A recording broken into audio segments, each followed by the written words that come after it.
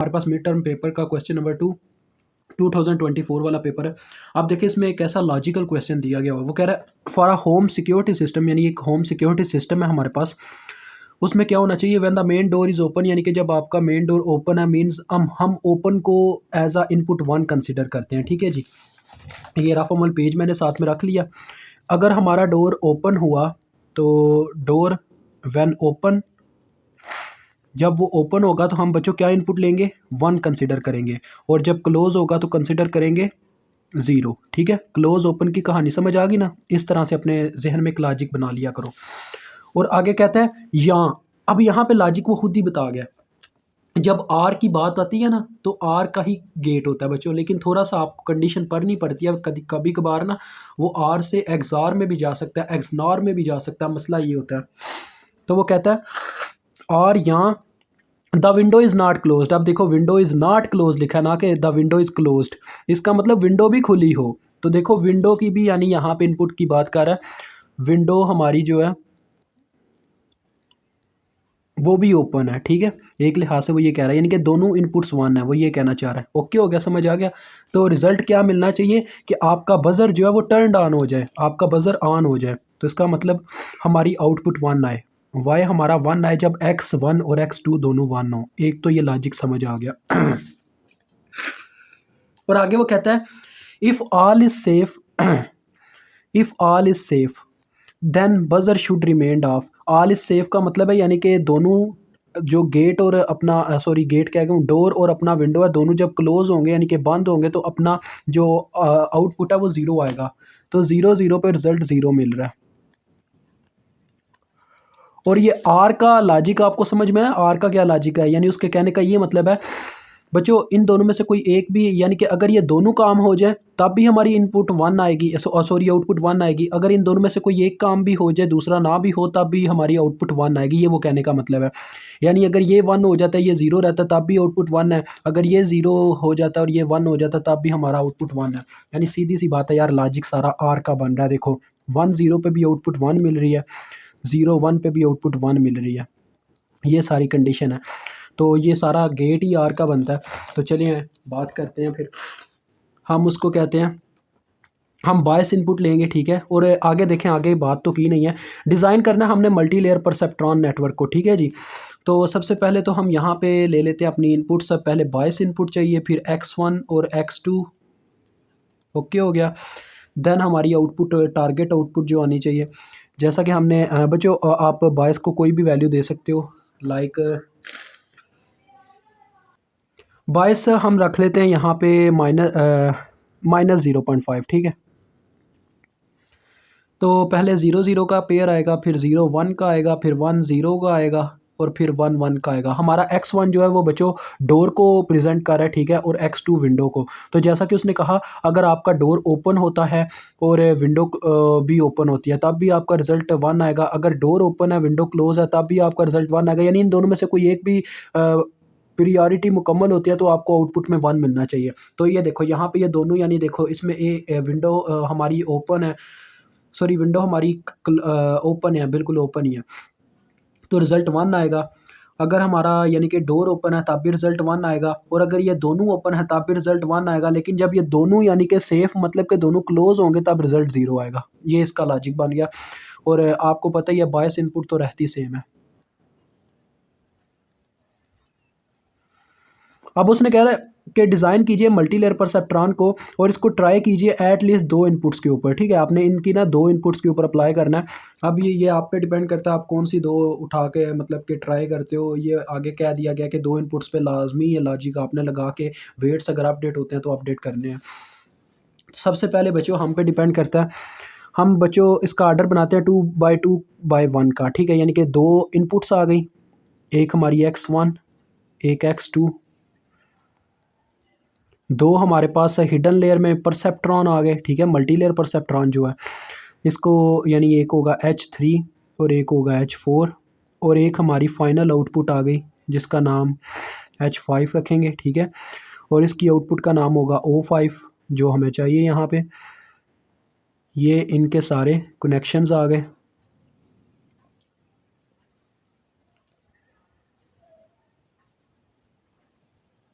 Okay हो गया। तो यहाँ से हम इनपुट्स देंगे। अब मैं इनमें से कोई भी बच्चों पेयर इस्तेमाल कर सकता हूँ। अब -0.5 मैंने बायस दिया तो बायस देनी भी पड़ेगी फिर। तो यहाँ पे मैं बायस इनपुट देने लगूँ, ये देखें बी ऐसे बायस आप बना के जस्ट इनके साथ कनेक्शन दे दोगे। ये आपकी मर्ज़ी, आप चाहो तो इस लेयर को भी बायस इनपुट दे सकते हो ये या फिर सिर्फ इनको ही दे दो, it's just depend upon you. तो देखें अब इनके ऊपर वेट्स की वैल्यूज़ आ जाएंगी। यहाँ पे इस ये जो लेयर आ रही है इसमें मैं W13 वेट का नाम रख देता हूँ, इसमें W14 रख लेते हैं, उसके बाद ये W23 रख लेते हैं और ये W24, फिर ये W35 वेट आ जाएगा और ये फिर आ जाएगा W45। ठीक है जी। अब इसकी जो आउटपुट मुझे मिलेगी वो O3 के नाम से प्रेजेंट कर लेते हैं, इसकी जो मिलेगी O4 के नाम से। ओके हो गया, सारा तकरीबन हमने डाटा डन कर दिया। अब इनमें से यार कोई भी रैंडमली 2 टेस्ट करते हैं। ठीक है, मैं एक ये वाला टेस्ट करना चाहूँगा और एक चलें ये वाला टेस्ट कर लेंगे। ठीक है, फर्स्ट 2 टेस्ट कर लेते हैं। जो उसने बोला कि कोई आपने 2 इनपुट्स एग्जांपल्स के तौर पे ट्राई करनी है। ठीक है, हम फर्स्ट 2 पेयर्स ट्राई करेंगे। तो देखो बच्चों, सिंपल सी बात है, पहले तो वेट्स की वैल्यूज़ आपको लेट करनी होगी क्योंकि हम डिज़ाइन कर रहे हैं, डिज़ाइन के अंदर आपको लेट ही करना पड़ता है। तो हम क्या करते हैं, W13 की वैल्यू मैं लेट कर रहा हूँ, ये मैं लेट का प्रोसीजर कर रहा हूँ। लेट W13 की मैं वैल्यू रख लेता हूँ बच्चों, लाइक रख लेते हैं -0.5 रखनी मुझे क्या है, -1 से 1 के बीच में है। तो W23 की वैल्यू मैं रख लेता हूँ 0.5, उसके बाद W14 की इसकी वैल्यू रख लेते हैं हम जी W14 की 0.25 और W24 रह गया ना पीछे, हाँ W24 रह गया, इसकी रख लेते हैं -0.25। ये अपनी मर्ज़ी है यार, रैंडमली कुछ भी ले सकते हो। और उसके बाद ये वाले 2 वेट्स रहते हैं W35 और W45, इनकी वैल्यू रख लेते हैं इसकी -1 रख लेता हूँ, इसकी 1 रख लेता हूँ W45 की। ठीक है, और पीछे आप ईटा और बीटा की वैल्यू भी लेट कर लें। ईटा और बीटा की वैल्यू बच्चों आप दोनों ना 1 के इक्वली लेट कर लें, ये इस प्रोसीजर में काम आने वाले हैं। तो पहले हम इनपुट्स दे रहे हैं दोनों को 0, जैसा कि हमने कहा 0 0। तो चलिए टेस्ट करना स्टार्ट करते हैं। सबसे पहले हम लॉजिक लगाएंगे, जो कि आपको पता है हमने H मालूम करने होते हैं, इनके H3 और H4 मालूम करूँगा। पहले H3 मालूम करता हूँ। तो H3 का आपको फार्मूला पता ही है क्या होता है हमारे पास, sigma I is equal to 1 to n, और यहाँ पे होता है अपना W। अब ये X1 के लिए ट्राई कर रहा हूँ और X2 ये इनका यानी ये भी चक्कर होगा ना। चलो WIXI ये मेजर फार्मूला है, यही लिख देता हूँ अभी। तो देखो बच्चों H3 की तरफ कौन कौन सी लेयर आ रही है। एक ये W13 लेयर लेके आ रहा है वेट X1 की तरफ से। तो पहले तो बायस आ जाएगी ना, बायस, फिर प्लस W13 और साथ में X1 मल्टीप्लाई होगा। और दूसरी लेयर ये वाली आ रही है W23 वाली, तो W23 मल्टीप्लाई बाय X2 आ जाएगा। बस यही 2 लेयर्स आ रही हैं और एक वो बायस वाली आ रही थी, वो मैंने मल्टीप्लाई करवा दी। अब इनकी कैलकुलेशन कर लें, आपको क्या रिजल्ट मिलता है। देखें पहली में X1 और X2 दोनों 0 हैं। ठीक है, इतना तो आप जानते हैं कि X1 और X2 दोनों इनपुट्स 0 आ रही हैं, तो ये 0 ये भी 0 हो जाएगा। चाहे W13 और W23 की कुछ भी वैल्यू हो, कोई फ़र्क नहीं पड़ेगा, डायरेक्ट बायस ही आ जाएगा। बी हमारे पास कितना -0.5 है, तो इसका रिजल्ट आया -0.5।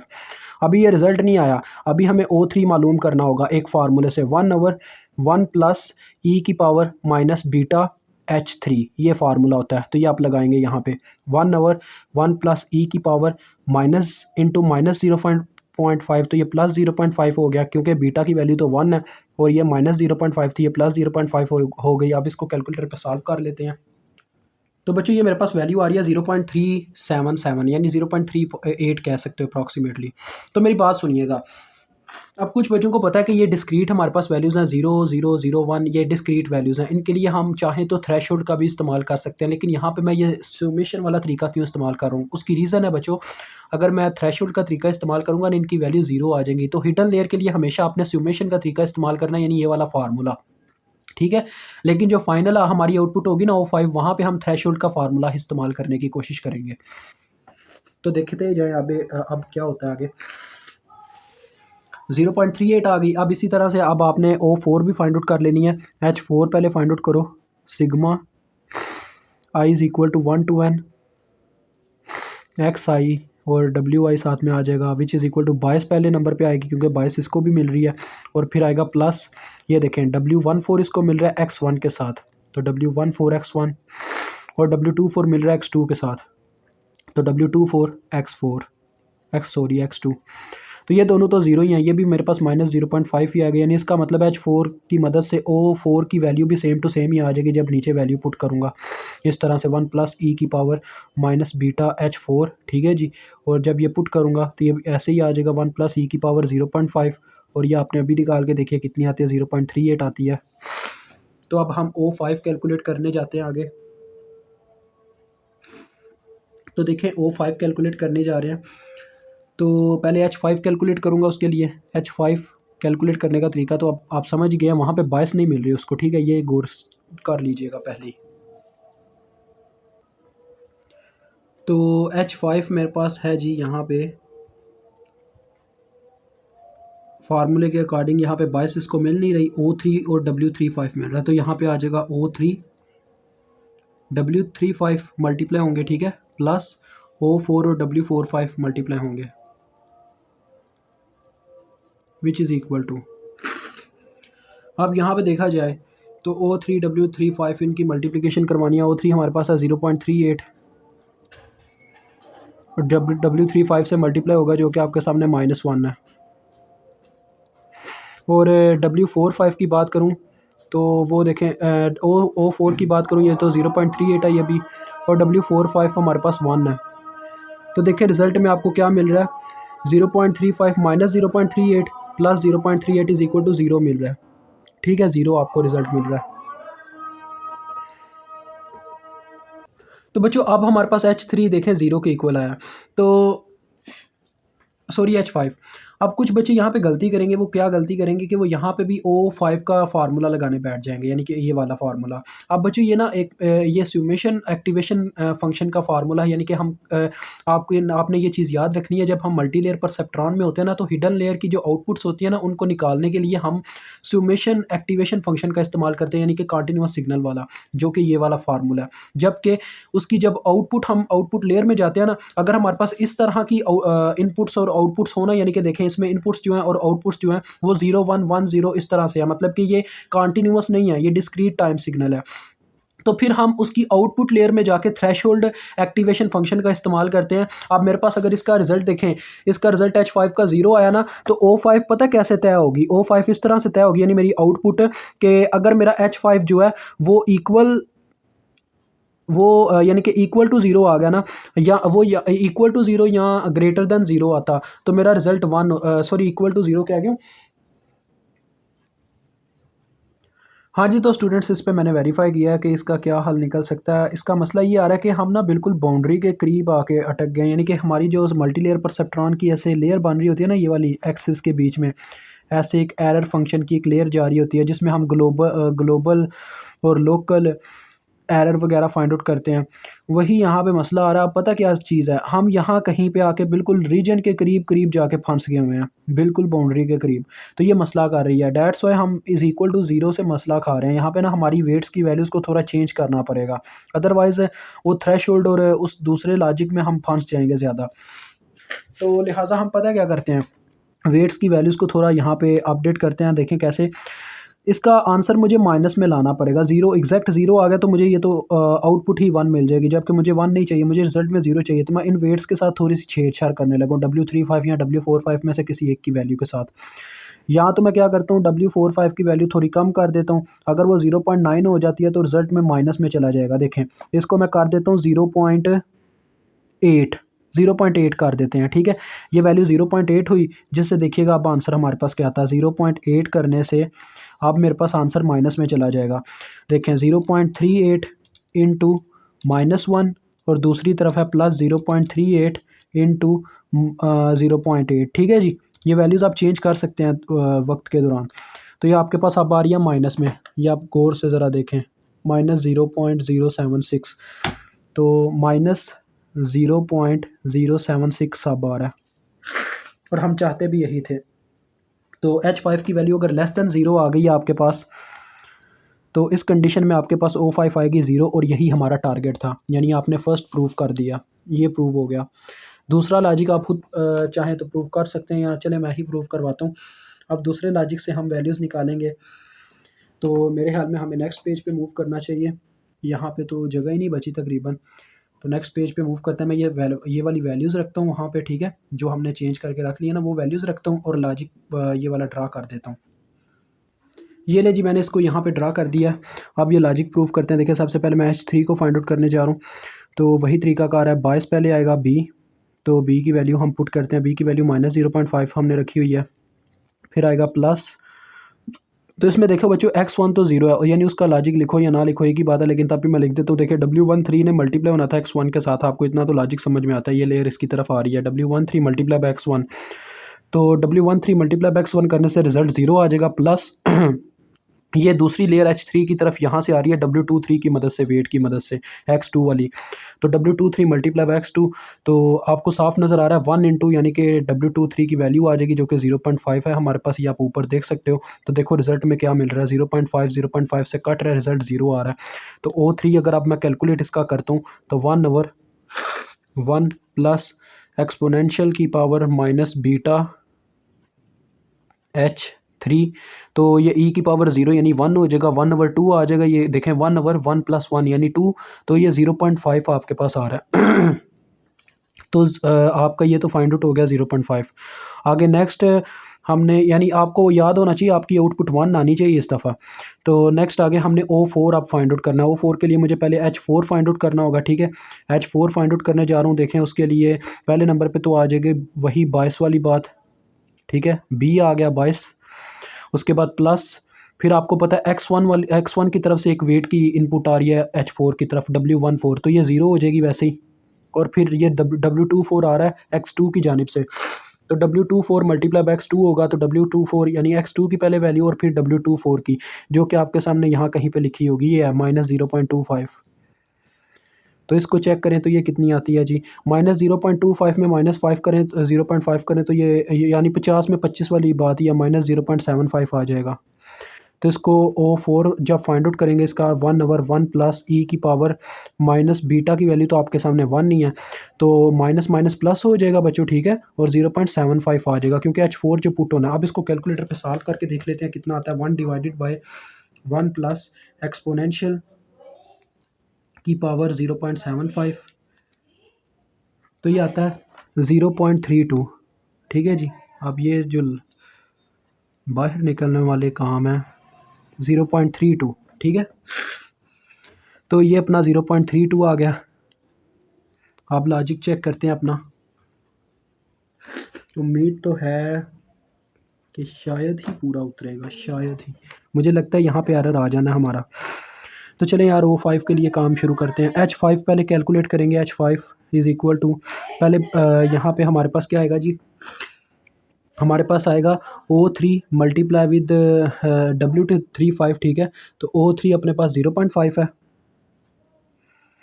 और W35 हमने यहाँ पे ये रखा हुआ है -1, और फिर साथ में अपने पास क्या आता है बच्चों, साथ में हमारे पास आता है प्लस O4 और साथ में W34। O4 है 0.32 और W34 हमारे पास इक्वल है W34, सॉरी बच्चों ये 4.5 है, ये मैं गलती से 3.4 लिख गया हूँ, 4.5 है ये, तो ये 0.8 है। तो देखते हैं क्या बनता है इसका। मेरे ख्याल में तो काम ख़राब ही होने वाला है, हमें शायद एरर मिल जाएगा इस दफ़ा। इंटू 0.8, तो एरर तो आ गया है। ये हमारे पास आ रहा है -0.244। अब इसको थ्रेशोल्ड, अब बच्चों मैं आपको तरीका बताने लगूँ। देखें इसको अगर हम थ्रेशोल्ड के थ्रू चेक करते हैं ना, यहाँ पे एरर आ रहा है ना, अगर हम इसको थ्रेशोल्ड के थ्रू चेक करते हैं हमें रिजल्ट 0 मिलेगा, और 0 फिर प्रॉब्लम करेगा किस तरीके से, क्योंकि अगर मैं 0 रख के फिर एरर कैलकुलेट करूँगा तो वो मेरे पास 1 आएगा, ठीक है, यानी -1 आ जाएगा। और -1 पुटिंग के दौरान तो मसले करेगा। रुक जाए मैं एक दफ़ा क्या नाम है टेस्टिफाई कर लेता हूँ इस चीज़ को, कि क्या पता थ्रेशोल्ड से भी काम चल ही जाए। 1 मिनट जस्ट। हाँ जी बच्चों, तो ये यहाँ पे ना थ्रेशोल्ड नहीं अप्लाई किया जा सकता, क्योंकि हमारा, अगर आपने ये चीज़ याद रखनी है, अगर आपका जो रिज़ल्ट है वो मीट नहीं ना कर रहा, तो आपने थ्रेशोल्ड के फार्मूले से फिर उसे सॉल्व नहीं करना, फिर आपने इस तरह से करना है। O5 इज़ इक्वल टू, आपने इस तरह से कैलकुलेट कर लेना है, ठीक है। 1 प्लस एक्सपोनेंशियल की पावर आपके पास आ जाएगी माइनस माइनस यानी प्लस हो जाएगा ना, वही बीटा वाला फार्मूला लगा के, तो ये आ जाएगा 0.244। अगर आपका थ्रेशोल्ड यानी कि वो मीट नहीं ना करता, यानी कि आपकी रिक्वायरमेंट पूरी नहीं होती, आपका आउटपुट नहीं आता, तो आपको फिर एरर निकालना होता है। तो एरर आप सुमेशन के फार्मूले से ही निकाल सकते हैं। 1 डिवाइडेड बाय 1 प्लस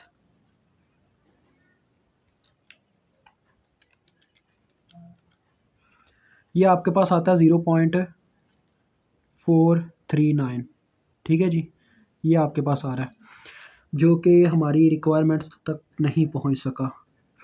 तो अब हम क्या करेंगे, सिंपल सी बात है, अपना एरर निकालेंगे। एरर निकालने का क्या तरीका होता है, जो रिक्वायरमेंट थी उसको माइनस करते हैं, जो हमारे पास रिज़ल्ट आया होता है। वाई टी हमें 1 चाहिए था, तो ये आया, देखें क्या होगा, 0.439 minus 1 which is equal to 0.439 minus 1, तो ये आ जाता है बच्चों -0.561। अब हम क्या करेंगे, अपने सबसे पहले नंबर पे डेल्टा 5 को फाइंड आउट करेंगे।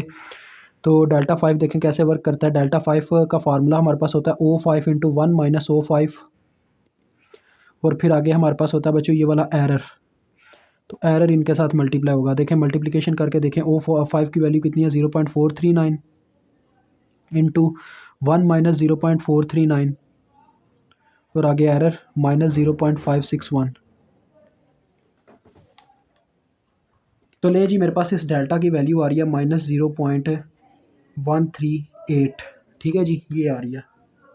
अब इसके बाद मुझे डेल्टा 4 और डेल्टा 3 की वैल्यू फाइंड आउट करनी होगी। डेल्टा 4 देखें कैसे फाइंड आउट होता है। डेल्टा 4 के लिए हमारे पास यहाँ पे सिंपल O3 आ जाएगा और 1 माइनस O3 आ जाएगा, और एरर की जगह हमारे पास फार्मूला लगेगा डेल्टा 5, यानी कि जिस तरफ से एरर आ रहा है वो यहाँ पे डिलीवरी भी करेगा ना। तो डेल्टा 5 यानी कि किस तरह से आ रहा है, डेल्टा 5 ये वाली वेट की लेयर से आ रहा है, W35 वाली लेयर से, ठीक है। तो W35 डेल्टा 5 के साथ ज़रब होकर यहाँ पे लिखा जाएगा। इसको थोड़ा करीब करता हूँ मैं, ये थोड़ा ब्लर दिखा रहा है ऐसे, अभी के लिए आपके लिए ठीक हो गया होगा। तो आप देख सकते हैं W35 यहाँ पे इसके साथ मल्टीप्लाई हो जाएगा, ठीक है।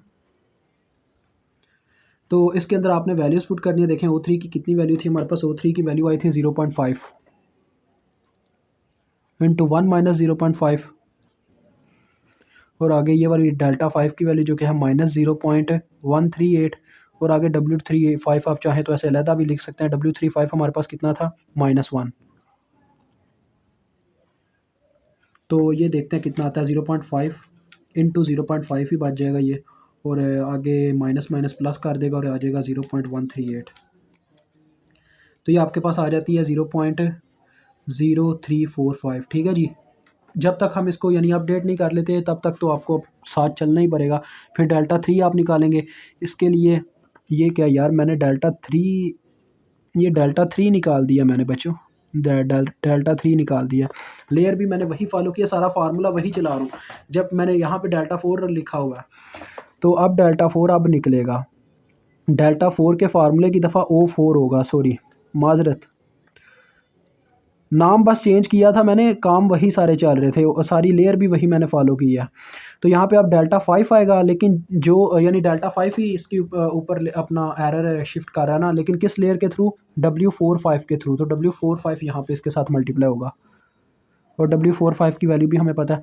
अब O4 की जो बच्चों हमारे पास वैल्यू है वो है 0.32, 1 माइनस 0.32, और आगे डेल्टा 5 की वैल्यू जो कि -0.138 है, और आगे W45 की वैल्यू जो कि 0.8 हमने सेट की हुई है। इसको कैलकुलेट कर लेते हैं।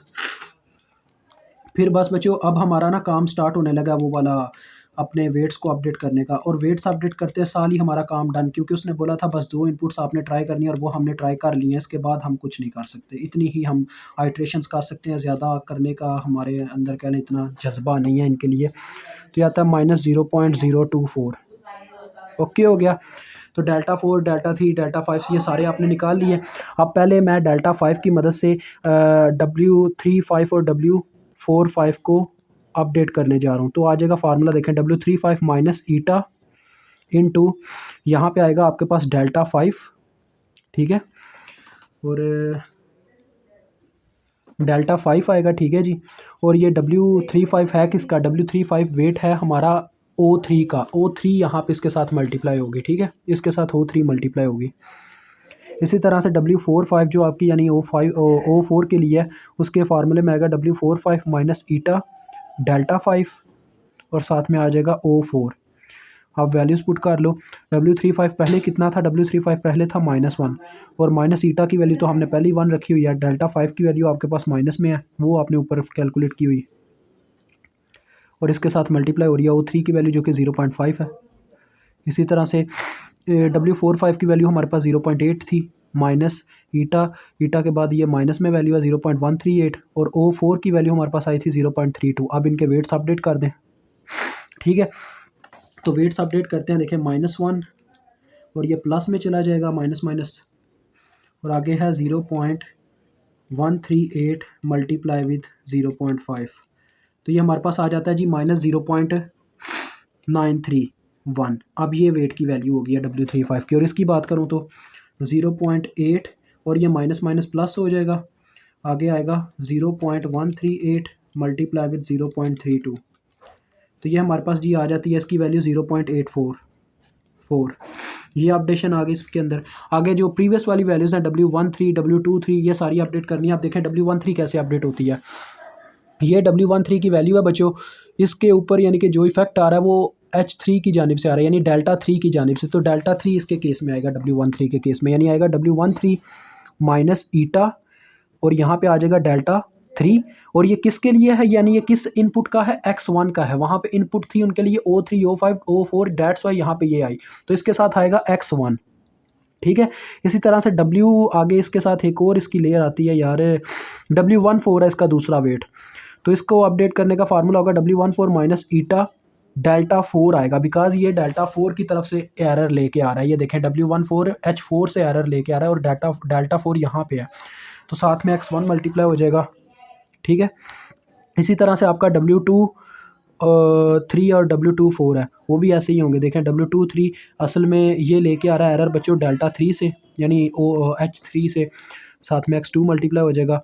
और W24 आप निकालोगे, फिर उसका एरर निकालोगे W24 माइनस ईटा और साथ में आ जाएगा आपका डेल्टा 4X2। अब ये सारी कैलकुलेशन आपने कर लेनी है, जस्ट वैल्यूज़ पुटिंग करने की देर है और आप वेट्स अपडेट कर दोगे और बस जस्ट आपका क्वेश्चन सॉल्व है। मुझे उम्मीद है आपको सही तरीके से समझ आ गई होगी। इतना काम तो आप कर लोगे यार, ये जस्ट थोड़ा सा लॉजिक है कि आपने इसमें बस वैल्यूज़ ही पुट करके सॉल्व कर देना है, ठीक है। और फाइनली आपने पता क्या करना है, ये वेट्स की वैल्यूज़ नीचे मेंशन कर देनी है। अभी तक के लिए इतना ही, खुदा हाफिज़।